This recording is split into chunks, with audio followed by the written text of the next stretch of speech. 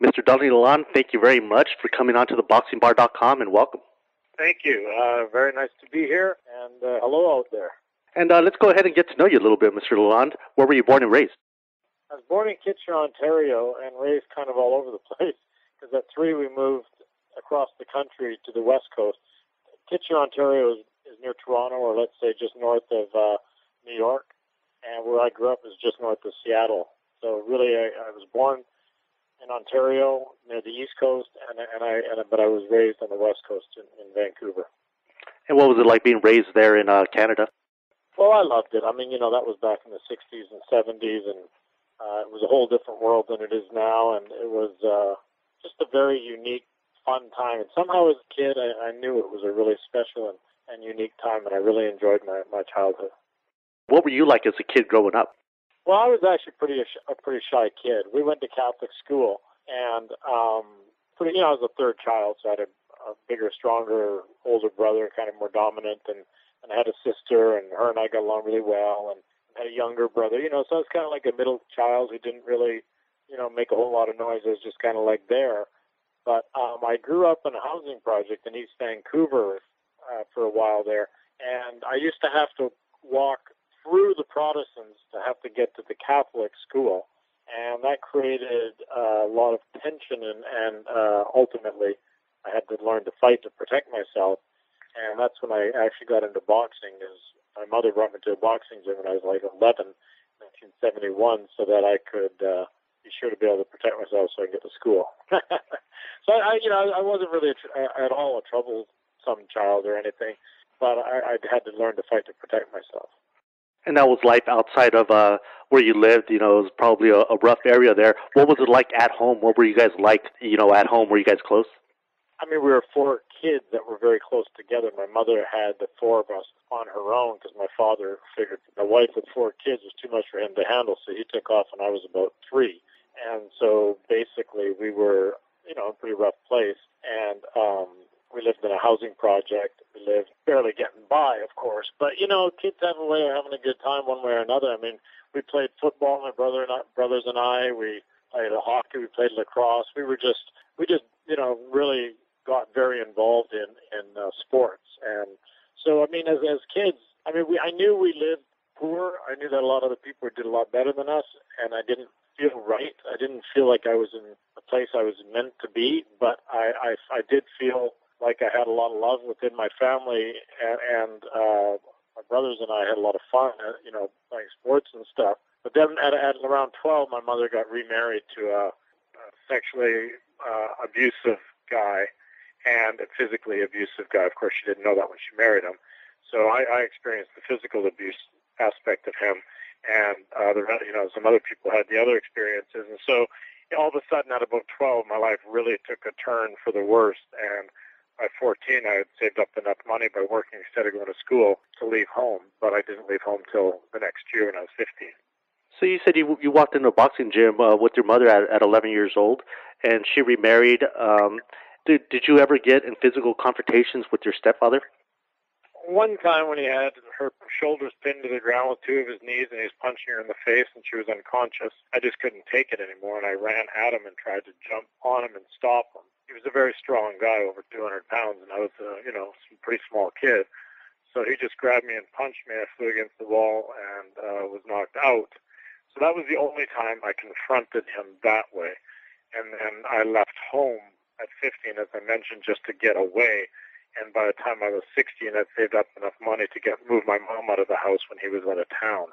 So that was kind of how I did it. I just got out and then got her out, as opposed to fighting. I guess I used my defense and my movement more so than counter-punching, because the counter of the counter was too hard. Well, very sorry to hear about that kind of stuff, and that happens all the time with a bunch of different boxers. What were you like as a student in school? Were you a pretty good student? I really wasn't. And I stopped paying attention in school when this stuff started happening, and I just wanted to get out of it. I mentioned I was working instead of going to school, so I would literally work at a hotel at 13. Well, actually, I started working shoveling. Where we lived in northern BC, British Columbia, there was a record amount of snowfall that year, even still today. It was something like 30 feet or something. And so I would get $50 back then, 1971. I'd get $50 for every roof that I would shovel the snow off of in heavy rain and snowfalls because it would collapse roofs. So at that age, that was a lot of money at that age, I would get $50 and it would take me half a day to do a roof. And so I would either do one or two. If I could get away from school all day, I would, but if I had to do it for half a day, and I just started saving money instead of focusing on school. So really, my grade 7 teacher helped me through. My grade 8 teacher, my grade 8 French teacher gave me an A, the last A I got, and I really didn't deserve even probably a B. And he helped me cheat on my test to get through grade 8. And then because, they knew what was going on and just kind of supported, tried to help me. And then grade 9, I barely got through, and they made me do some work over the summer to pass me. And the only reason they really wanted to pass me is so I didn't have to repeat the year. And that's when I stopped. After grade 9, I just started working and thinking I needed to get out of the house more than I needed to go to school another day. And during all this time, where did you find time to go to the gym or to box? Well, I didn't. I only boxed when I was 11 for about a year. And then we moved from Vancouver, where I was boxing, to up north in Stewart, BC, which is where he worked in mines. And so that's where the craziness started, was up in Stewart. And so I started playing hockey in Stewart, and I really, really got involved with hockey and took that very seriously. And I actually was looking to play professional hockey, but you need real structure in your life and a fair amount of money to have a meaningful hockey career as a young kid. So I didn't really have that support. So I just stopped sports altogether and started working and tried to find my way in life. And, back then, you got to remember, we're in the mid-'70s now, and experimentation of psychedelic drugs and stuff was one of the options. Sports was another option. I tried both. I loved them. I loved the boxing. I mean, the hockey and all the other stuff. The drugs. It was interesting, but it wasn't me. It wasn't like where I wanted to be in my life, and it wasn't what I wanted to do with my life. I figured that out pretty young, and just kind of went, okay, I want to do something. I saw some guys boxing on TV one day, and just told my brother, we were literally sitting there smoking a cigarette. We had a cigarette going. We were sharing a joint, and we had beers. And I'm 15 years old, now 16 years old. And I said, look at this guy on TV, John. I mean, doesn't he look like he has dignity? Doesn't he look like he feels good about himself? Yeah. And he goes, what do you mean? Well, the guy in the corner, just look at him. He just looks freaking awesome. He looks really, really happy and proud and strong and confident. And he goes, yeah, so what does that mean to us? And I said, well, I want to feel about myself like he looks like he feels about himself. And he goes, yeah, how are you going to do that? And I said, I'm going to just start boxing and see if that helps, And he goes, okay, well, let's do it. So he started with me. We both started together and never turned back. Boxing and the people around boxing, the people in boxing gave me the support and the confidence and the guidance I needed to rebuild myself from a very, sort of broken down psyche. Because when you're living in a very dysfunctional environment and you're sort of petrified in your living environment, it's hard to have a strong emotional sort of base, and so you really break down. So my brother and I just built ourselves back up, and boxing and the people around boxing were just a saint to us. They're the ones that helped us get out of it. I hear so much in over my career. I was literally asked many times by sports writers, Donnie, boxing can be a pretty rough game. There's a lot of really bad people in the game, and just wondering, why did you choose boxing? You seem like a pretty normal person. Or they would say in some ways sort of meant something like that. And I always thought it was kind of funny, and I always said, I've had some different experiences with, let's say, authorities, let's say, political figures, churches. I mean, I've had some pretty weird experiences around industries that supposedly these are the good guys. I've never really had any bad experiences with people from boxing. I've only had positive experiences from people around boxing, and I've only had a lot of love and support from people around boxing. I've met a lot of crazy people and a lot of other businesses, so you can't really tell me that boxing is full of crazy, bad people. I know there's bad people. There's bad people in every business, but boxing doesn't stand alone in that game, that's for sure. So in a way, it kind of guided you not just to become a good boxer and to learn the technique and the sweet science, but it kind of, I guess, nurtured you to become a young man as well. Exactly. It gives you self-esteem, self-respect, respect for others, discipline, hard work ethic. I mean, boxing. It's funny. I did a speech the other day at a Rotary Club, and I was kind of struggling with what I was going to talk about because it was in kind of like a unique geographic location. And so, there's sensitivities to certain aspects of society, race, all these different things. But yet boxing, very much crosses all those lines. And so it was a little bit delicate. I had to be careful. But in the end, like what I got to was just trying to let people know that, the people talk about MMA and all that kind of stuff, UFC, this stuff nowadays, and how boxing is on a downturn. Well, guess what? So is society. Our society is, a mess. And the two correlate actually in a very interesting way, because if you look back in boxing's heyday from the 50s to the 70s like that, I mean, you had heroes that literally inspired positively and controversially, whether you say like Joe Louis or Muhammad Ali or many different people. Boxing was actually a very, very, very relevant thread in our society that kids weren't behaving properly, so you'd send them to a boxing gym, or in the Army or in the Navy they would have boxing as part of it, or in schools they had boxing. And people learned good, quality, old-fashioned values being around the boxing environment. And our country had those values, and we had discipline, and then the people leading were, they had to have been acting more responsibly towards the country because it was in a lot better shape. And unfortunately, we've gotten away from that, both as a society, and boxing is being diluted and broken down. And it's really unfortunate because it offers so much to individuals and so much to society in such a positive way. And unfortunately, it's being diluted a little bit and dropped down. But I believe boxing will make a comeback. As soon as somebody from North America is interesting enough and talented enough, people will get interested again. It's just that the Europeans and people from other countries, we have a hard time pronouncing their names, so it's hard to really get enrolled in it, in their careers and in their lives. It's hard to relate to them. So in North America, as the sayings go, as goes heavyweight, so as go boxing. And I really believe that once we get a charismatic, dynamic, talented fighter again, hopefully they're going to be able to lift the sport back up.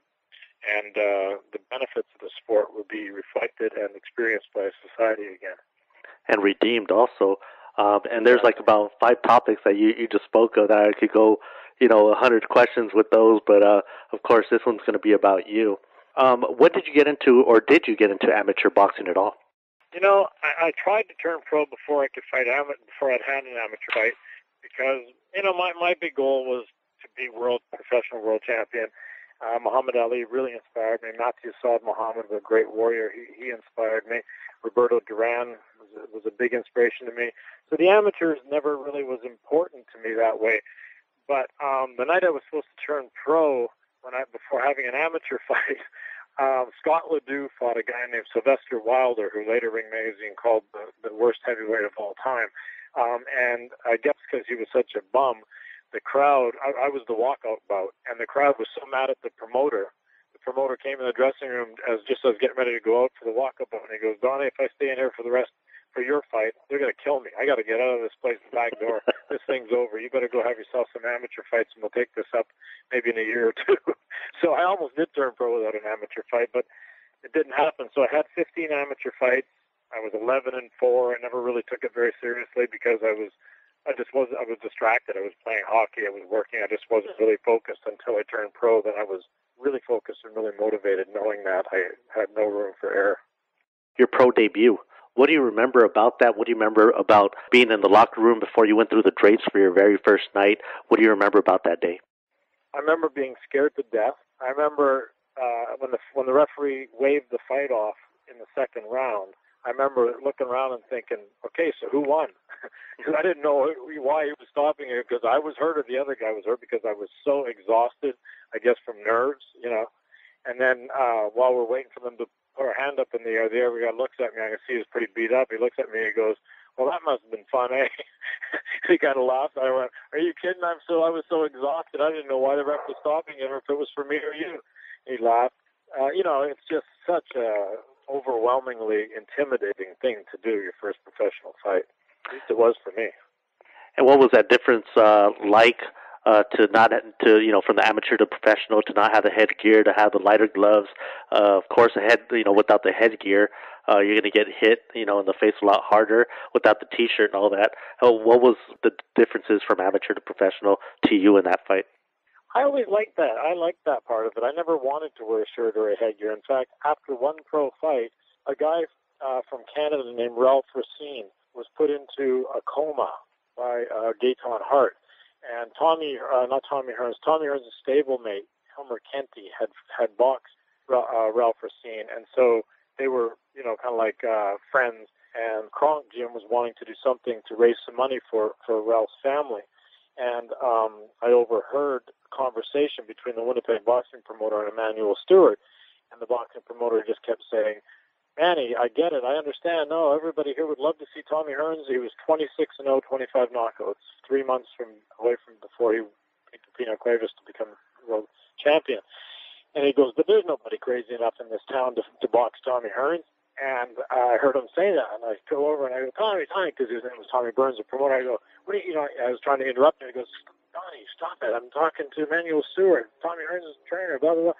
I said, I'll box Tommy Hearns. I'll box Tommy Hearns. He goes, I said, Tommy, I will box Tommy Hearns. Don't, tell him I will box. I said it loud enough that the other guy could hear him, Emmanuel Stewart. Tommy goes, Manny, I think I might have somebody crazy enough to box Tommy Hearns here. He goes, give me a minute. So he talked to him, and I go, yeah, let's do it. So I boxed Tommy after one pro fight. And I put Tommy, I buckled Tommy's knees really bad. I mean, his butt hit the bottom rope. And he buckled my knees with a good right hand. And I was about 165 pounds, and he was about 155 at that time.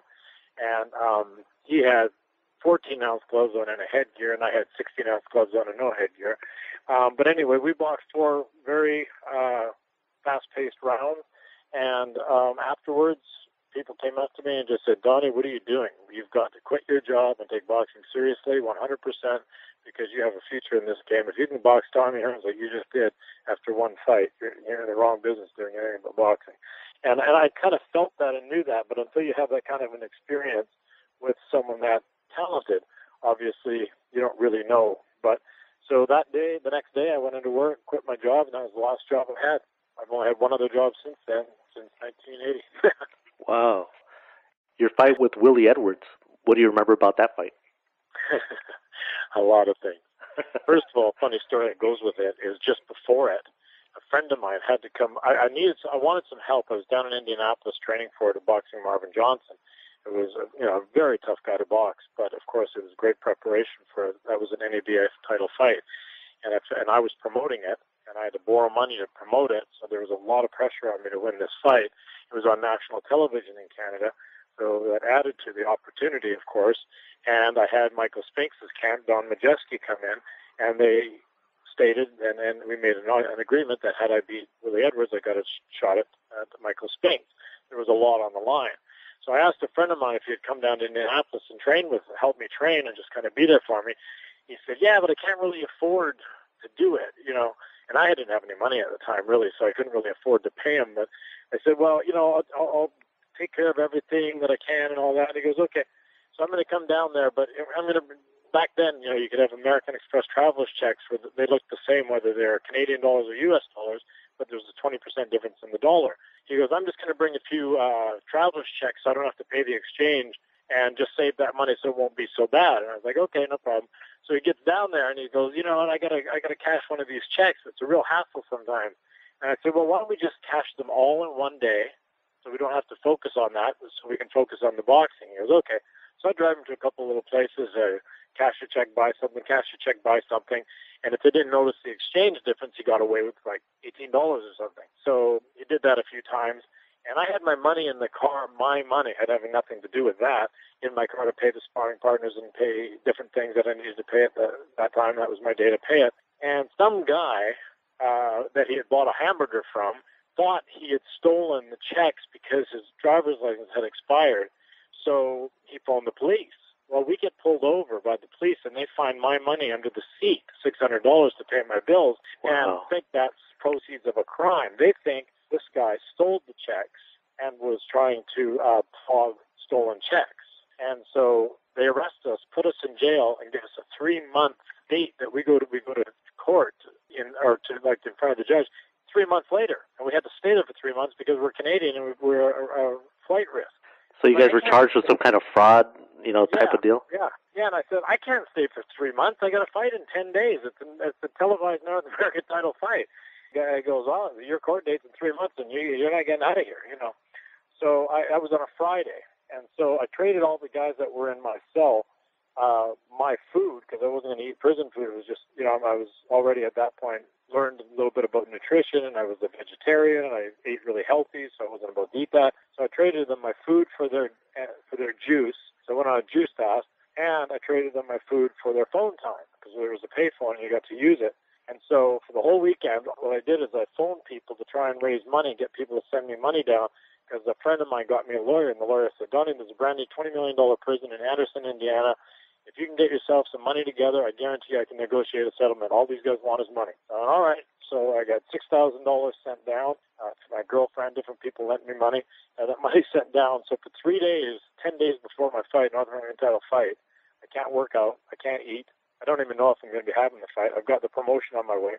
My friend, who's still like a partner of mine, he was in Winnipeg holding off the media because they want to do all these interviews, and he's like, oh, well, Donnie's in seclusion right now. He'll call you back at his convenient time. And I would use the prison payphone to call him and do the interviews, and not let on, of course, that I'm in prison, because people would start going, oh, the fight's not on, so you wouldn't buy tickets, that kind of thing. So anyway, that was one of the things that happened around the time of the Edwards fight. And then the fight itself, I remember being a great fight and feeling very comfortable and in the lead. And then all of a sudden, my lights were shut off. Well, 20 years later, believe it or not, 20 years later, a friend of mine, because remember I was the promoter, and I told a friend, I said, listen, I want you to work at Willie Edwards' corner. He only had one guy, Billy Goots in it, and Lindell Holmes. I said, they need like a bucket guy. I just be whatever he needs you to be. Get him food, get him water, get him whatever you need while he's here, and take care of him. So treat him like he's your friend, not mine. You're not my friend, And he goes, okay, then, okay, I'll do it. And so during the fight, between the 7th and 8th round, there's a stoppage, and he needs to switch a glove. It wasn't until 20 years later that my friend told me, while he switched the glove, they slipped on brass knuckles on his left hand. You're kidding. Wow. Yeah, and he saw them do it. Did he ever admit to it or anything like that, or was that ever proven? No, he never told me this for 20 years, my friend. Wow. Because, remember, we're from Canada, and we're like, all we know about black people is the stories we hear. And they're really mean, or from Detroit, it's the murder capital of the United States. You don't mess with these guys. So they saw him see them do that and gave him the signal, you say something, you're dead. They put their finger across their mouth, and they put their finger across their throat. So he never said a word for over 20 years. One day he calls me, he goes, Donnie, I have to have lunch with you. I just really desperately want to talk to you about something. So I do, and he goes, I got a confession to make, and he told me all about it. Anyway, the next round, Willie hits me with a left hook. And I went up and down 4 or 5 times from that same punch. It was like, I think 4 knockdowns from that same punch over the course of 2 rounds, because there's a minute break in between, and I didn't recover at all in between. And anyway, so the fight ended. I had no idea why, but he hit me with a shot that I've never felt anything like that. It was literally like, boxer Lennox Lewis when he was 220 some odd pounds and I was 170, and he hit me so hard, the hardest any boxer ever did.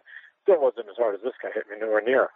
So I know there was something weird about it. So anyway, those are my main thoughts about the Edwards fight. But I do remember saying after the fight in the interview, I said, listen, this is a learning experience. Don't anybody think that Donnie Lalonde's finished from this. I learned so much in this fight. I think I did very well against a very strong, credible, number 3 ranked in the world guy. I was number 10 at the time. And I said, don't worry, I learned enough from this that I'm going to be back better than ever. And it wasn't long after that Dave Wolf signed me, and that's when my career really took off. And do you think there was a lot of that type of stuff in the 80s? You remember that case with that Collins guy, the one that fought in the undercard of Duran and Davey Moore? Where a similar incident happened like that. Do you think there was a lot of that type of stuff, and then now you're talking about this? Well, back in the day, I remember driving around with the guys in cars because, I hung out with a guy named Pete Susans who's still around boxing, and he's a good friend of Bruce Trampler, who's top ranks matchmaker. And, back in those days, Pete was just trying to help fill cars, different times like that. And, you'd be like, say, getting a replacement at the last minute for somebody who had fallen out, and the guy was like 20 pounds too heavy, but he was willing to try a fight. And so, we'd be standing behind him, and they're doing the weigh thing, and we're holding him up by the belt loops and taking some weight off so he weighed the right amount of weight kind of thing. And you look at both guys and like, something's not adding up here, but let's like make the fight go on, so people would kind of turn their heads to that kind of stuff. I think back then, in general, in life, you could get away with a lot more than you can now, obviously. Nowadays, there's a camera in every angle, and there's a rule for everything, and it's just a different world. I'm sure back then a whole lot more went on than does now, and pros on to that type of society we had then too, right? And what did you think? Did you think maybe something similar like that happened during that Alexis Arguello and Aaron Pryor first fight? I mean, obviously that little brown bottle had something in it besides water. So, I'm sure my feeling has always been something happened there. Now, that being said, I really respected Aaron Pryor as a fighter. He was a great champion. I don't care. It doesn't matter what happened in that fight. This guy was an unbelievably great fighter. But one of my heroes was Alexis Arguello, so I did have a bit of a prejudice to that one. And I would say, given straight up that night, I don't know that Pryor would have had enough to do it, but there was something in there that kept his energy much higher than a normal human being. I mean, Arguello nailed him with shots that, anybody else would have gone down, and Pryor just looked at him and didn't even blink. So was he really that great of a puncher? Was he on something that sort of transcended the physical, helped him transcend the physical? Who knows? We'll never know. That's true. And during this time in the mid '80s here that we're talking about, like when you signed with Dave, was that about the time when you got trainer Teddy Atlas on your side? Yeah, actually, yeah. I met with Dave and we talked about who the right trainer should be. I think I had met Teddy in Gleason's before that, and Teddy really thought Dave was a good choice for me.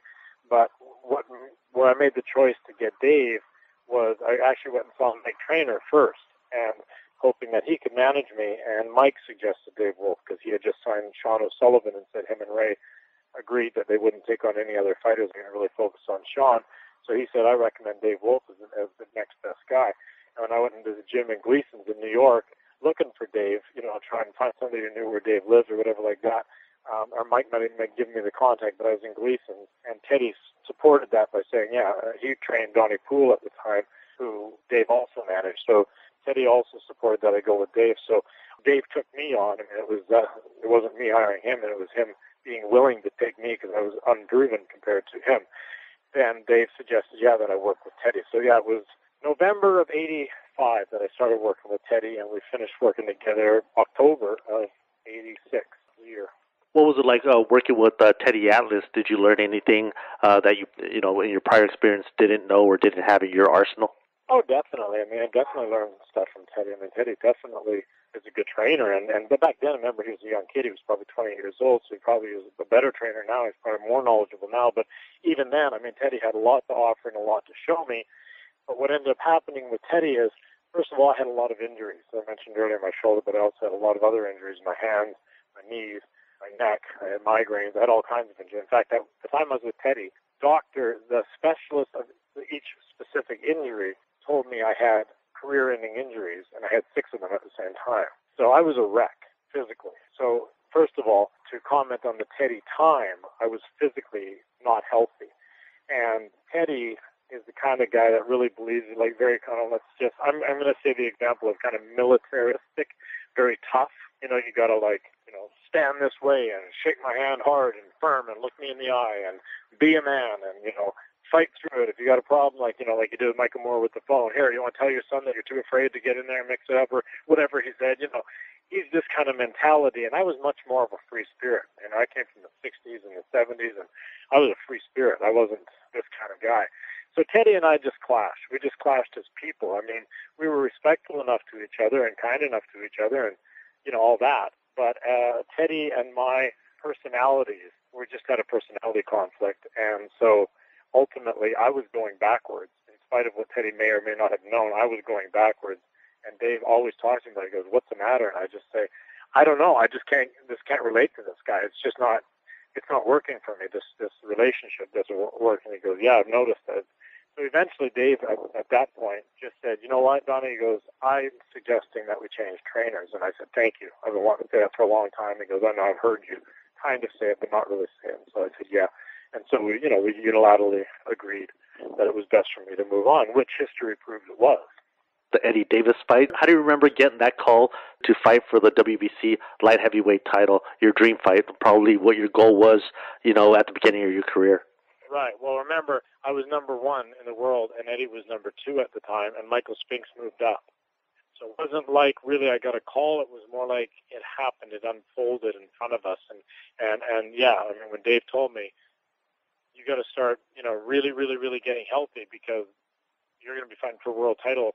I think he said before the Hampshire fight, you win this fight, and we're going to fight for the world title because Spinks is going to give up his belt. And so it wasn't kind of so much like a one-moment thing. It was more or less over time. In fact, we trained really hard for about 10 months for that fight, with Hampshire being in the middle of it and part of that process in the preparation to fight Davis. And so, no, I mean, that's the dream of a lifetime of any fighter, to become world champion. And I felt very confident. I felt like very prepared, very confident. I just had a 12-round war with Hampshire in the Garden in New York on television, and it was a sensational fight, and it was a great fight. It was a close fight. The first 5 rounds, when I look at it back on tape now, I get to the first, second, third, fourth, fifth round. Like, how the heck did I win this fight? It looks like he's winning every round. So, and he did win about the first 5 rounds. And it was a very good fight. It was a good comeback by me. It was a good overall fight for me. And so I went into the fight with a lot of confidence. But that being said, a couple of days before the fight, I guess the reality really caught up with me. And I got so sick. I literally had to sit on my bed because that's as far away from the bathroom as I could get, because from both ends I was just like sick. In fact, I left the room after a while because I had to go get some water. And Dave, we were in Trinidad, and I saw Dave in the hallway. I was hoping not to see him. He goes, "Donnie, you're whiter than your T-shirt. What's the matter with you?" I said, "Dave, I've been really sick for a couple of days. I don't know what's the matter. I just really, really, really am throwing up. I'm really weak. I don't know what's wrong." He goes, "Well, we're canceling this fight." I'm like, "No way. No, I'll be fine. I need some coconuts. I need some stuff for the electrolytes. I need to get some hydration. That's all I need." So I ended up, but that was all just nerves. It was all just psychology and nerves. I'm pretty sure that or the lobster I had every day for about a month before the fight, because we were in Trinidad and I never had money to have lobster in my life. So I thought, well, if I can get free lobster every day, I'm going to have one. But anyway, so it was something getting me sick. And so I was, pretty nervous then going into the fight because I know what I had just been through. And Davis, he had gone 15 rounds with Michael Spinks, and so this is not a guy that you can count on getting rid of early. So one thing I did expect was a long fight, and then I did, and then I was weakened, so I was a little intimidated. But that was, to me, that fight and then the Stewart fight were my best 2 fights. And that fight has to go down as it, because, again, I mean, he had fought Michael Spinks and did very well against him. He had fought Dwight Braxton. He had fought so many great fighters and handled himself very, very well. And, I mean, as the record shows, I destroyed the guy in less than 3 minutes. It was a miracle he got in the first round, lasted 20 seconds in the second. So, I mean, that was a fantasy come true. I mean, to really... As I was walking down the stairs, I'll never forget it, Tommy Gallagher grabbed my head, put his mouth right to my ear because it was so loud in there, and he goes, "Donnie Lalonde, you are the M and F," and, Tommy, if you know him, WBC light heavyweight champion of the world. No one will ever be able to take this away from you. Be freaking proud of yourself. And, it's called the boxingbar.com, so your bar language is, you can't use that. Okay. But anyway, so so that's what I remember about the Davis fight. It was just the greatest moment of my life, and I hit him so hard, so perfect. It was like everything you always train for, that one moment that you dream of it happening at the right time, and it just did. And you just brought up all your life and everything that happened, all the good, all the bad that happened in between. What was it like when your name was announced as a winner and the new WBC light heavyweight champion? What did that particular moment feel like for you? Well, I'll tell you a little story about what happened before it quickly, and you'll understand what it felt like, because every day of training camp for that fight, which is 6 weeks in Kutcher's in upstate New York, there was a lake outside of our training camp. Every day I would go there and, you can call it meditate or pray. For me, it was more of a meditation. and just sort of like letting your mind go, try not to attach to the thoughts, because so much goes through them. But the one thing that kept coming up to me was emotion and tears, and I cried every day of training camp, not because I was afraid of anything, not because of anything you would think it would normally be, but I was so overwhelmed with what's going to happen if I'm actually the champion of the world. Do I really deserve Donny Lalonde, that little boy hiding under beds, hiding in closets, coming from this background? I'm going to be the light heavyweight champion of the world. It was so overwhelming to me to think that this dream I've always had, and this the fighting through all the injuries, the fighting through all the ups and downs, and the no promoters were behind me. I had to promote myself, train myself, manage myself for the first all those years of my career. All these things flash through in my head, and I'm thinking, wow. I mean, anyway, that was the most overwhelming part. It was not losing that fight; it was winning that fight, and how important and relevant that was to me, because I gave up my great job. I gave up so many things and sacrificed so many parts of my body. So much of my life was focused on boxing that I was, 27 years old with no other experience in my life, no education, no other experience in my life that I could really draw on financially. So I put everything I had, all my eggs in one basket, boxing, and here it was. So it was enormous. And so, of course, when they said that, you can't even imagine. I mean, it's like the blood drains out of your body, and you feel like ice cold, because you just can't even believe you're alive. It's just the most spectacular thing in the world. You go on and you go up in the ranks, and of course, you get the big fight that you've always wanted, the dream fight. What do you remember about getting the call that you were going to be fighting Sugar Ray Leonard? How do you remember getting that notice? Well, actually, Tommy Gallagher, so what ended up happening when I left Teddy is I started working with Tommy and Bobby Cassidy. So Bobby was really my trainer more so, and it was Tommy's gym, and he had a lot of guys in there, and he had a lot going on in his life. So he was kind of like the co-trainer, and Bobby was the lead guy that I worked with, at least in my mind. It was Tommy, in fact, and I think really, in retrospect, looking back over the years, I've really come to the point where basically I realized Tommy was there more helping Dave put the Leonard thing together than he was as my trainer. Even though when I fought Leonard, Bobby had to take vacation for a couple of years less a day due to some past stuff that caught up to him. And so Tommy became my chief trainer. Like after Teddy, we went Hanshaw, Davis, Stewart. That was a really good run of very relevant wins. And it was Bobby who really gave me what I needed, what I was missing from Teddy, what I had lacked in my earlier stages of learning. Bobby put all that together. Bobby, and so I really credit Bobby Cassidy with having helped me become a champion from a training perspective. And then Tommy, though, was very involved from the side of helping behind the scenes Dave put the fight together with Leonard. And just a year and a month or so before the Leonard fight, maybe even a year and 2 months before, at the gym with the Queens Boys Club, Tommy's gym, Tommy said, "Donnie, I need to talk to you. Let's go for a walk." So we went for a walk, and he goes, "Would you fight Sugar Ray Leonard for $1 million?" And I laughed. I didn't even have a world title fight yet. We were in training for one, or just before training camp for that. And I laughed. I said, "Tommy, I'd fight Sugar Ray Leonard for nothing. I mean, he's one of the greatest fighters of all time. I mean, I'm in this thing to experience and become the best I can be, so I would fight Sugar Leonard for nothing." He says, "Never say that again." He goes, "But, so you would fight him for $1 million?" I said, "Yeah," and it was good, because we're going to get more than that. I went, "Wow, what are you talking about?" He goes, "Well, we got you lined up for a world title fight. You do that, you beat that on national television, then we're going to have you another television fight. If you can beat the next guy, we've got Ray Leonard." And I go, "Ray Leonard's not even fighting. He just fought Hager and he retired again." And they go, "Yeah, no, don't worry, I'm working on it. This thing's going to happen."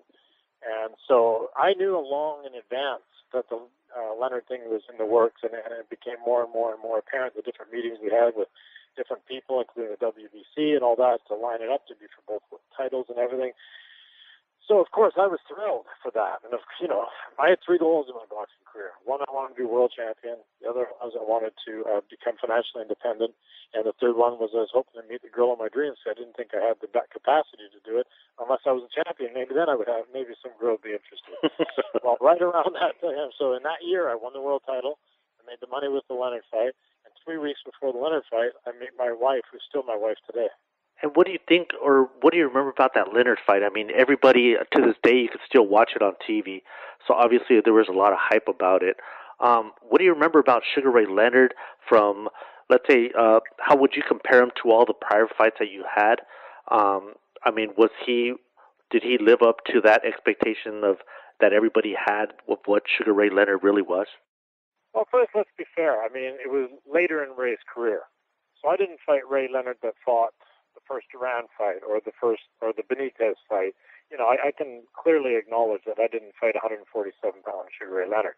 That being said, he was good enough to have just beaten Marvin Hagler, so it's not like he was a slouch. And after that, he beat Hearns and he beat Duran.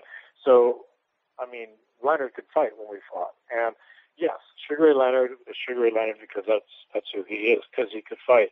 I remember in the fight, the first 4 rounds, he barely laid a glove on me. And see, I learned boxing by boxing in the gym against guys like Marvin Johnson. And I ran Barkley, and I boxed hundreds of rounds together in New York. I boxed some really tough, good old school fighters, millions of rounds, because I knew I didn't have the amateur background, so I thought I was going to make it up in the gym by learning in the gym. And so people didn't realize the background I had and the comfort I had with old school boxing. And Sugar Ray was old school, new school, and everything in between. I mean, this guy was a master in there. So I was very comfortable in the ring with Sugar Ray Leonard, and I was very comfortable going into that fight. I mean, I literally, when I said on the front of Ring Magazine, when they quote, Sugar Ray is out of his mind, I literally used to tell Dave all the time before the fight, Dave, this fight isn't happening. Ray's going to wake up one morning and just go, what am I doing? I'm fighting a light heavyweight, a guy who can punch. I mean, I don't care if he wins like Mike Weaver and John Tate. You can win 14 rounds in 2 minutes and 45 seconds, but all he has to do is hit you once and it's over. Why would you fight a guy like that, especially out of your weight class? So I really thought the fight would end. As a matter of fact, in the dressing room, I fell asleep listening to some Bob Dylan music. Bob was in the dressing room with me, and I passed out, and Dave woke me up, and he go, you know, I was dressed, I was ready, I'd done my warm-up, so I was just lying down to have a little rest, and I just kind of like passed out, I just kind of dozed off, and Dave gives me a little shake. He goes, Donnie, I go, what? And he goes, are you sleeping? I said, yeah. He goes, well, wake up. It's time to get up. Ray's in the ring. The fight's happening. I said, what? And he goes, yeah, Ray's already going to the ring, so get up. You're next. He goes, he's not going to back out. I think he's going to make it to the ring. I went, okay, it's on. And I was so excited because I honestly didn't believe until the very minute we were going into the ring that fight was going to happen. I literally thought it was an easy fight. And with no disrespect to Ray at all when I say that, but I was a very hard puncher, very strong. I took a very good punch. How is this little guy, old guy, 32 years old, overweight? I mean, he's naturally 147. Here he is 155. You know, I'm a nutcase. I'm thinking that's heavy. I'm thinking 32 years old, and I'm thinking he can't fight. Because back in those days, lighter weight classes didn't fight over 30 years old. If you remember, back then, I mean, you know, so I'm thinking he's old, he's overweight, he's slow. What is this guy doing? All I have to do is hit him once. This is over. And so I really thought it was an easy fight. And the first 4 rounds went exactly how I expected them to. And when he went down, the mistake that happened to me was the exact same thing that happened in my mind when I fought Willie Edwards. 4th round, I knocked Edwards down. 4th round, I knocked Leonard down. As I went to the neutral corner in both fights, a thought went through my mind. I just that little voice that you hear, and it just said, I didn't hit him clean. As soon as I hit him clean, this fight's over. And in both fights, I kind of stopped my fight and started waiting for him to make a mistake and just knock him out. And all of a sudden, that little edge I had was gone.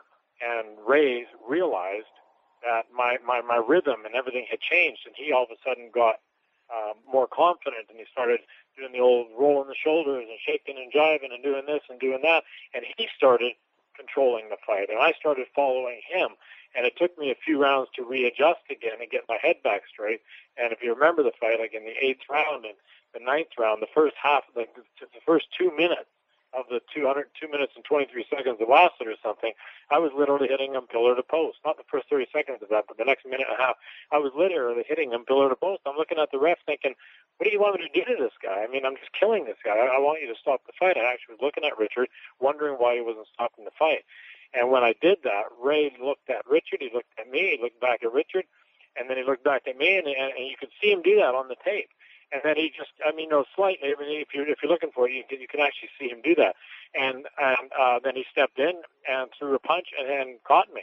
And I went down and I got up and I looked at him and I literally, I don't know if you see it on the tape on the angle, but I remember in my mind smiling and looking and shrugging my shoulders and going, I can't even believe this. You got me. Because a minute earlier, I was hoping the ref would stop it so I don't hurt the guy. And now all of a sudden, my legs are wobbly. I'm picking myself up off the ground, and I'm going, how the heck did this happen? What's it called, that show? This show was interviewing me afterwards, and they asked me some generic question about the fight, and I went, God damn, I can't believe I lost that fight. After I actually said all those swear words right on Entertainment Tonight. Because I literally just couldn't even believe that I lost the fight. I mean, I was just shocked. Would you say he had a lot of pop to his punch, or did he just throw you off your game because you were so overconfident, thinking you were just going to whoop him? He didn't throw me off my game. I threw myself off my game. I knocked him. The first 4 rounds, I had him cut. I had him hurt. I mean, he couldn't hit me. I was hitting. You guys didn't even look like you guys should be in the same ring, actually. Right, and so it was me who threw myself off my game.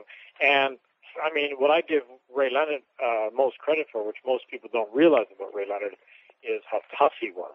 I mean, I hit him with shots. He's told me many times since then, Donnie, you hit me with shots.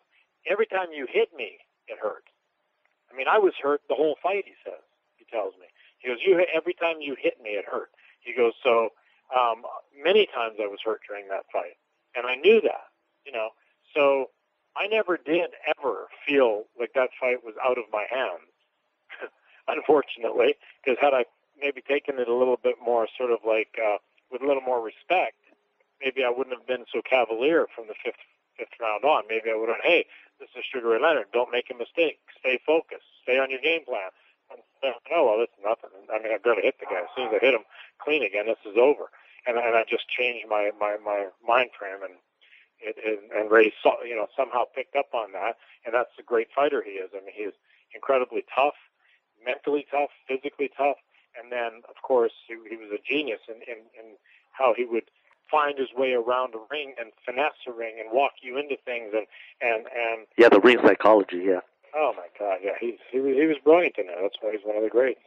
And you know what? I mean, you were doing stuff to him that not even in that fight before with Marvin Hagler. I mean, Marvin Hagler couldn't find him, obviously, as much as you did. And I think in the first few rounds, I really thought it was even going to be a mismatch, until he started coming on in the last 2-3 rounds. But I mean, it was a pretty good fight. I mean, like I say, they still show it on TV all the time. Yep. Well, woulda, coulda, shoulda. Would you say, or would you think at all, that the race thing had a lot to do with marketing also at that time? You being a white fighter against a black fighter, just like people had seen years earlier with Jerry Cooney and, Larry Holmes. Do you think that had some kind of factor also, like you're saying, for a marketing strategy for the promoters? Absolutely. There's no question that marketing was part of it, and the white card was played. I mean, mainly in the sense that, and rightfully so, because there weren't a lot of great white fighters, and the ones that were around, Ray Boom Boom Mancini, Barry McGuigan, Matthew Hilton, these were exciting fighters. So there weren't a lot of white champions, but the ones that there were very exciting and dynamic fighters. So I think it really brought a lot of interest both to the sport and, of course, to a fight of the magnitude of a guy like Ray Leonard. It's really unfortunate that the boxing experts at the time weren't truly experts, because had they, really realized, Mustafa Hamsho, Eddie Davis,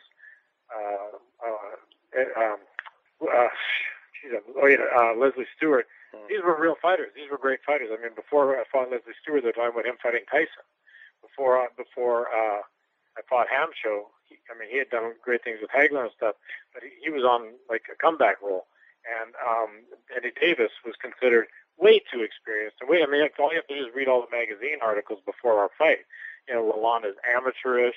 He's unathletic. He's uncoordinated. He has no left hand. He can't fight at all. This fight's ridiculous. He has no business being in there. The only reason he's in there is because he's white. And Dave Wolf's a great manager, and he's got him in there. I mean, that's what people were saying about me before I fought Davis. That was even after Hamshu. And they were still saying the same kind of thing after the Davis fight. Oh, he was an old man. That's what happened, blah, blah, blah. Well, why wasn't he old a year earlier when he fought, Michael Spinks? But all of a sudden he was an old man in one day. So, I think it's really unfortunate because had the boxing community of experts really known what they were talking about, they would have looked more into my career and more into who I was, and not just read old press clippings, and they would have realized how great a fight we had on our hands, and that fight would have been much bigger than it actually was. But anyway, as it is, it is. And you were talking about that there wasn't too many, white fighters at that time. My guest of last week was considered to be a white fighter with soul. Actually, he was your opponent a few fights up, Bobby Czyz. I had him on last week. He said that he's to be considered to be the white fighter with some soul. What do you remember about getting that fight with Bobby Czyz? Well, I remember really being happy to have it because I tried to get Bobby to give me a shot when he was light heavyweight champion. And he fought Willie Edwards. When they announced the Edwards fight, I went to the press conference and called Bobby out. And, of course, nobody knew who I was at the time, so I don't blame him for not responding. But it did bother me that he never took me seriously enough to give me even a look, not even a conversation. So I was really happy to get the opportunity to fight Bobby. And, unfortunately, actually, in the training camp for that fight, I literally broke my arm.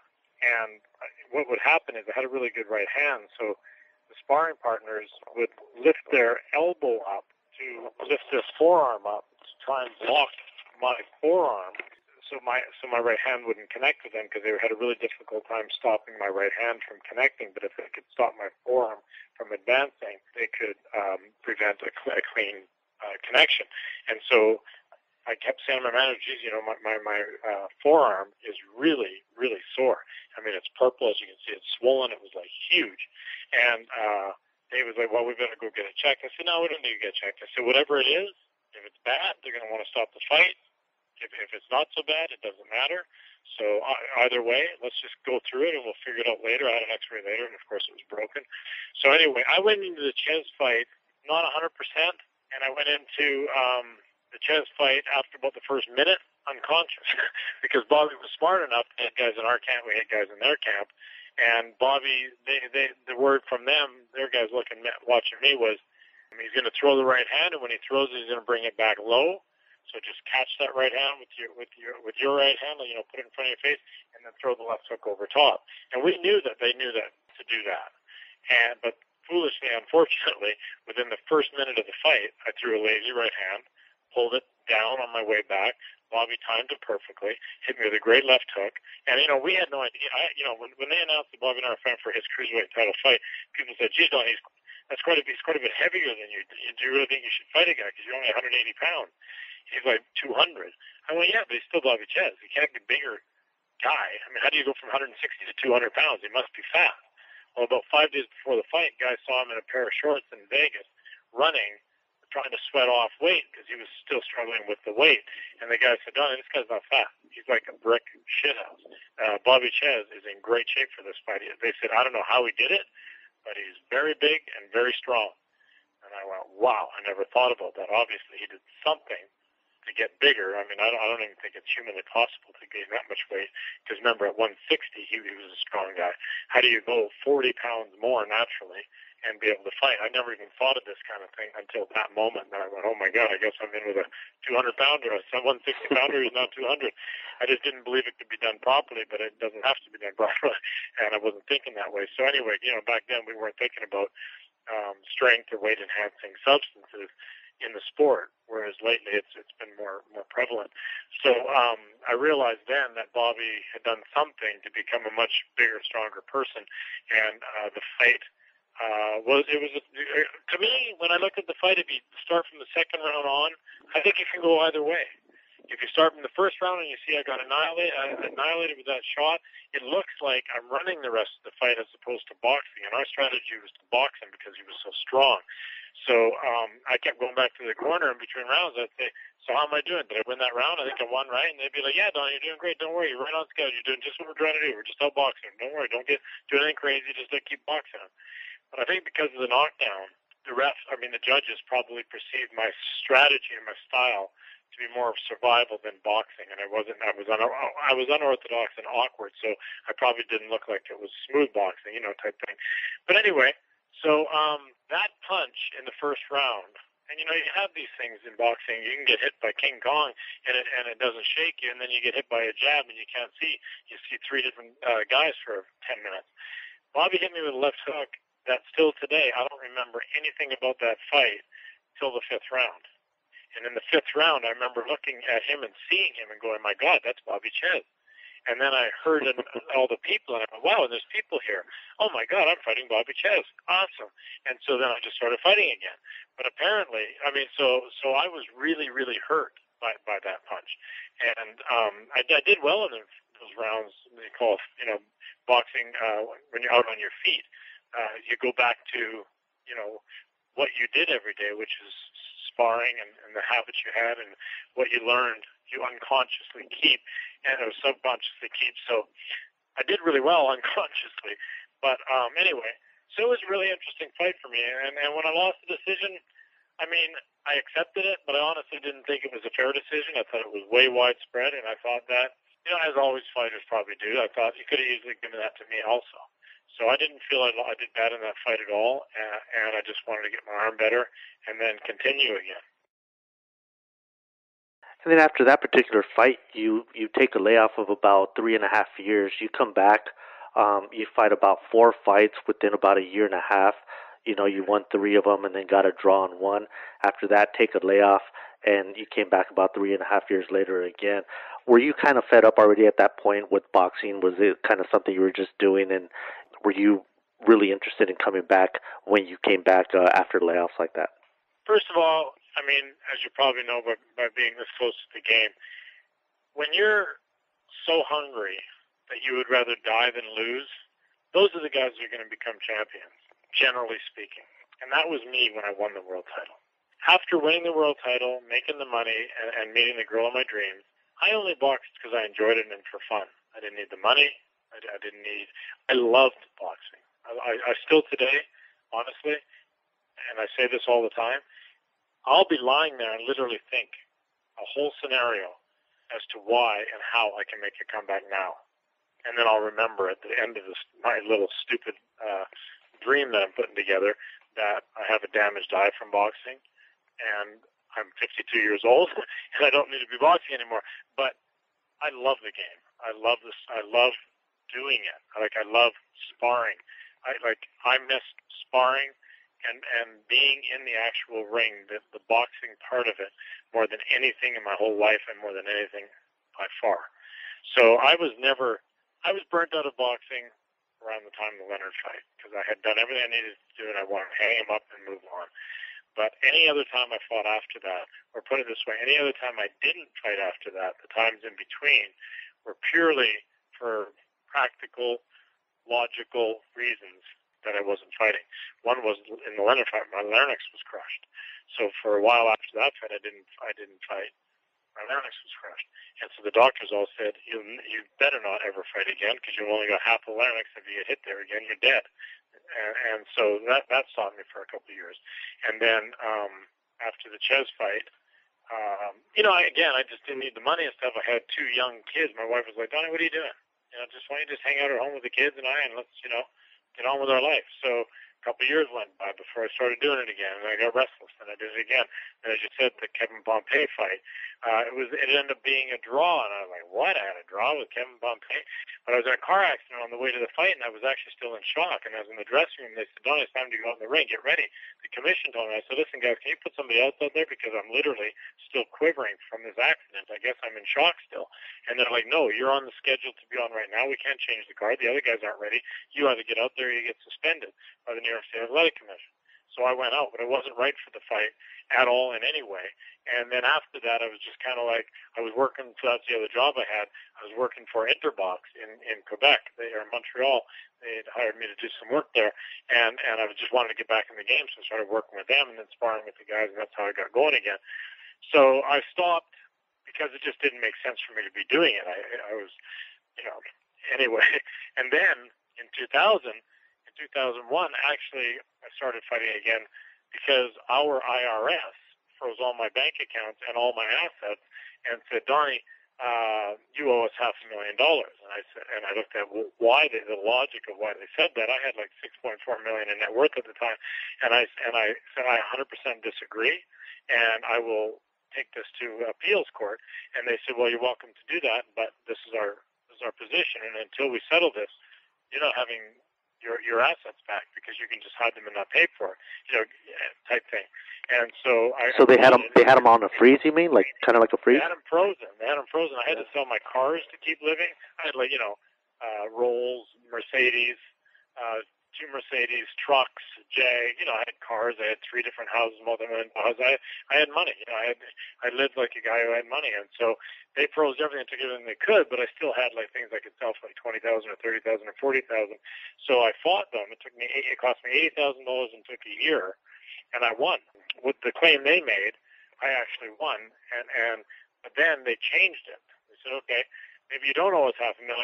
But $300,000 of the loans that we wanted you to not be able to write off, which is why they justified that in the money, they said they originated in the States. You got to go up the sound for those and appeal it in the States. And I just told my accountant and my lawyer, I said, you know what, I'm not going through this again. I've been a year going through this. I'm just going to get on with my life and start doing something else. And then about a year went by, and I asked my accountant, I said, we better just appeal that because I got to get my money back. This is stupid. And my properties, I lost a couple of them in court because they had small mortgage, like a $300,000 mortgage on $1.5 million property. But if you don't pay it, you lose it. So I ended up losing a couple of properties and a lot of money's worth. I said, okay, I got to go appeal this thing. And the second time, my lawyer goes, it's too late. You only had 1 year to do it, and it's just past a year. You can't appeal it. So I actually negotiated a deal with the tax man that if I made a comeback, I said I can get Roy Jones in the ring, and I'll probably get $3 to $5 million for that fight. If you just, you guys take 20% up to $1 million instead of the $300,000 you say, oh yeah, you take 20% up to up to $1 million, and we got a deal. But if I get an injury or something, I'm 41 years old, it's a wash. And so they agreed to that. That was the deal I made with them. Well, a week before the fight, I got a career-ending injury in my eye. But I was the promoter of the Hill fight. It was on national TV, ESPN, and I knew that injury, it was the end of my career.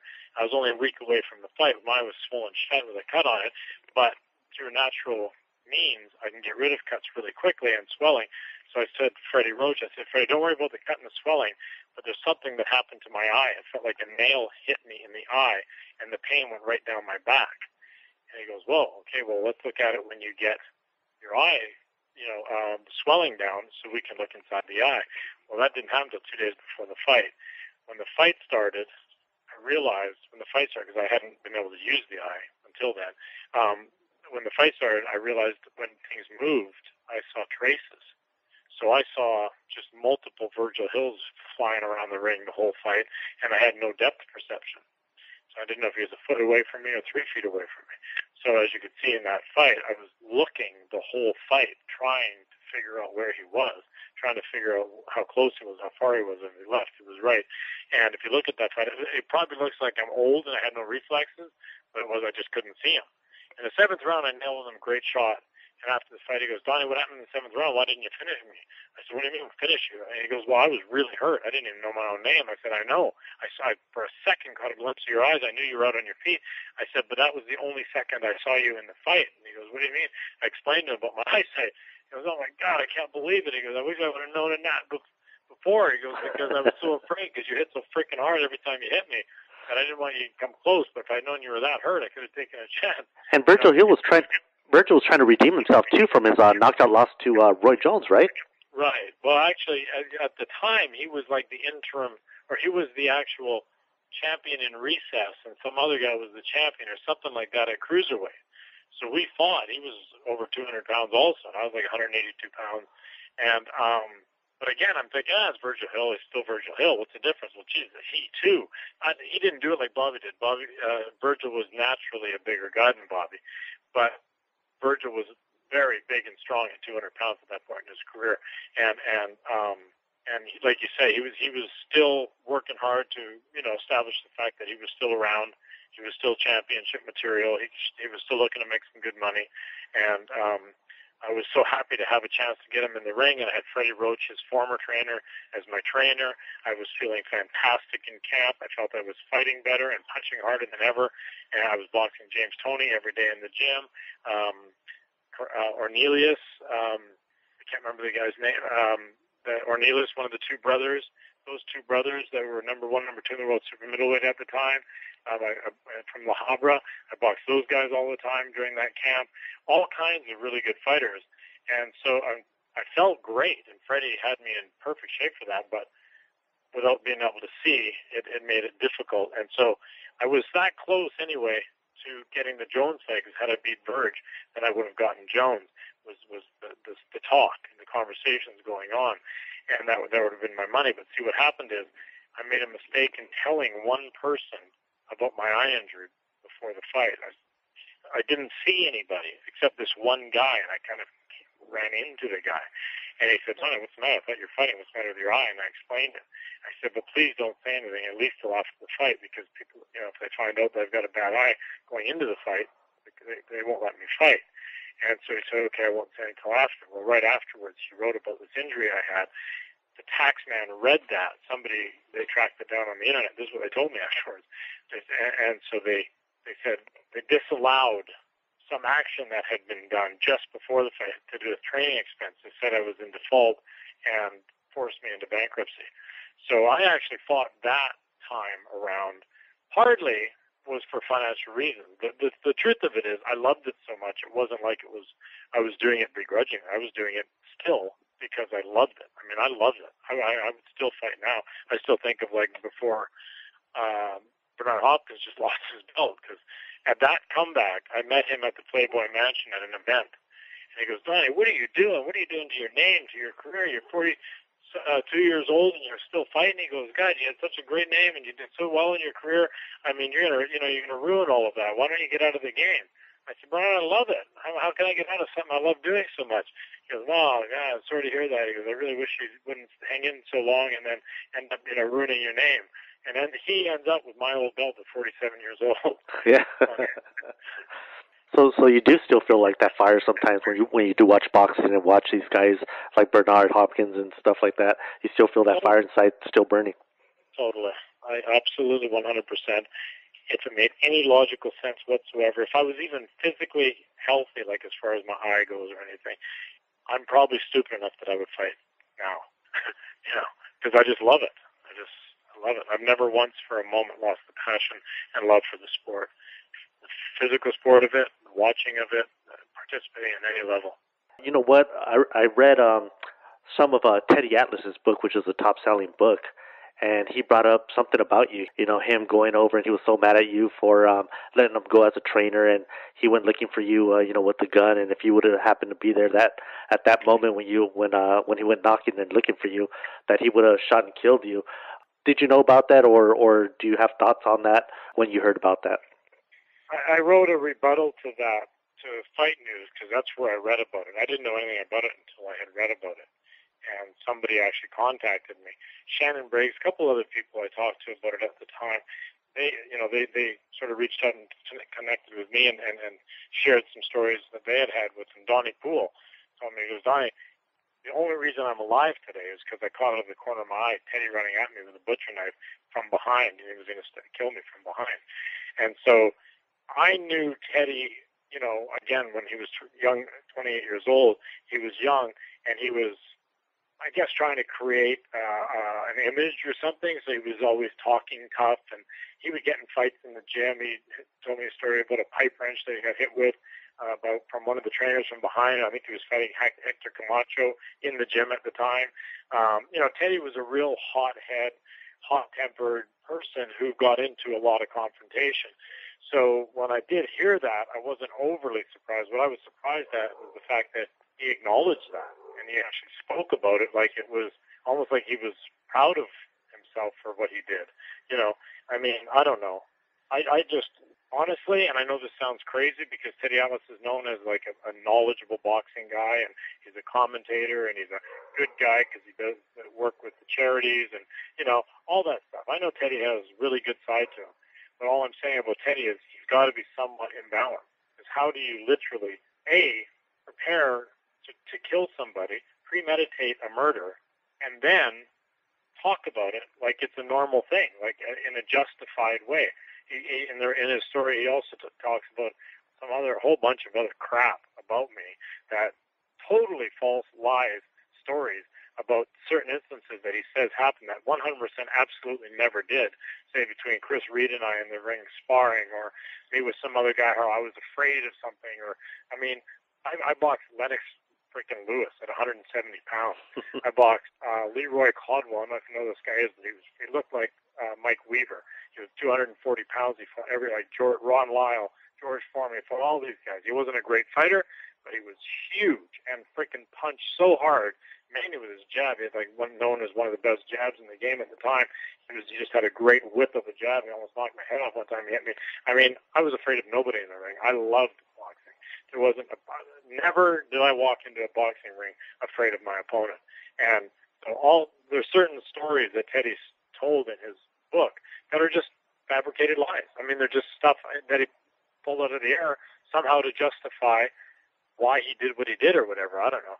So anyway, as far as Teddy Atlas goes, I don't care really one bit about the guy, other than I actually hope for him to be mentally stable and that he would be, heal his insanity and hopefully he has a healthy life for him and his family and all that kind of stuff, because he's got to be nuts. I mean, people get fired all the time in life and business. Killing them, there's no way to try and justify that. There's no way to try and make that sound sane and anything other than nuts, in my opinion. Well, you got to remember, he put a gun to Mike Tyson's head, and that's why he was let go by Customato as well. There you go. That's what I'm saying. I mean, this guy is not completely stable.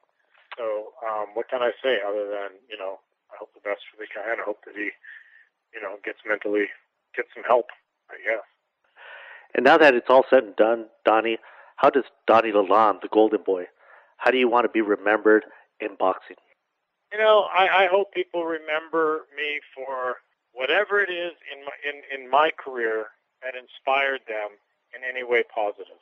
I tried to reflect positive. That's where the Golden Boy came from. I wanted to be back in the days in the 70s and early 80s. Boxing was known as a sport with the bad guys involved, and it's all, the guys wearing black, and that's why I wore white. And I wanted, so I had blonde hair. I wanted to be the clean-cut kid, and I just wanted people to see somebody positive in the sport and something positive. And when I won the world title, Lisa Steinberg was beaten to death a few blocks from my house. She was 4 years old. Her parents, one was a child's book editor, one was a lawyer. And all along, I always thought that it was just people that lived dysfunctionally. And when you read all the stories in the New York papers about how many people in our society actually beat, torture, rape, I mean, the way we treat children is just unbelievable. So I thought, okay, everybody in boxing says I'm going to get destroyed by Eddie Davis. But they'll probably ask me after the fight something. So if they do, I'm going to at least, say something relevant to these kids. And so fortunately, I got more than a minute because I won the fight, and that's the first thing I talked about. And from that, I became the national spokesman for the public awareness of prevention of child abuse for the United States government, and then for the Canadian government, and two foundations I had put together to raise awareness. And I raised good enough awareness that the Prime Minister of Canada came up to me at a charity event and said, Donnie, we really don't have a mandate or a budget for helping children that are abused. It would really be more beneficial to us if you tone down your public awareness campaign, because it's putting a lot of pressure on us that we're not in a position to take care of. And I just went, wow. That was a big, big, big eye-opener for me. But it also showed me that what we were doing was being effective, and it was raising a very relevant issue that needed to be dealt with. So I'm proud of a few things that happened in my career, and I'm proud of the end record I had. I mean, yeah, would I love to have not lost to Bobby Czyz? Would I love to have not lost to, or not drew with Kevin Pompey, or lost to Sugar Ray Leonard? That fight I felt was so in the bag, so in my hand. Even the Willie Edwards fight. I mean, I had him down, I had him cut, I had him hurt. I was winning that fight. So I really never felt like anybody really beat me. You know what I mean? Like they may have outscored me. I'm not saying that nobody won the fight, nobody, but all I'm saying is I was never in a boxing ring with anybody that I never belonged in a ring with, that I wasn't capable of being in the same ring with and compete on their level. So I think I had an honorable, respectful enough career, and I tried to be something positive in the time I was there, and hopefully that's what people remember. But, in the end, like a guy like Teddy Atlas, you can't really hold your feeling about your life and your career by what other people think. You just have to be at peace with it or not. And I'm very much at peace. The only thing that I would like about boxing is to be able to do more of it. Well, I know I will always remember you, and I will always praise you for doing what you did in probably one of my favorite eras in boxing, the 80s. We can't really talk about the 80s without talking about, people like you guys. You brought on, a good fight, and a fight that, like I said, they still show to this day, with probably the guy that's considered to be the golden child of the 80s, which was Sugar Ray Leonard. And you have nothing to be ashamed of there. Thank you very much for being here on theboxingbar.com. Thank you for all the time you've taken to talk to us, and just thank you for being yourself, sir. Well, thank you very much. I appreciate it, and good luck with your site. And all boxing fans out there, keep the faith. And this is the greatest sport in the world, and all this other stuff, MMA, all that stuff. It is what it is. Let it be what it is. But don't forget, the boxing is the thread of our culture. It's very relevant in our life, and there's no sport that takes more from a man, or no sport that a man can give more to society through, in my mind, than boxing. So let's keep fighting for that sport to be strong and succeed and sustain through this time that we're struggling in North America. Have someone we can identify with. Somebody's going to come along. We're going to be able to jump on his bandwagon and enjoy the sport in a more personal way sooner rather than later. So hang in there. Amen to that, and God bless you, sir. Thank you very much, Donnie. Thank you very much. Thank you.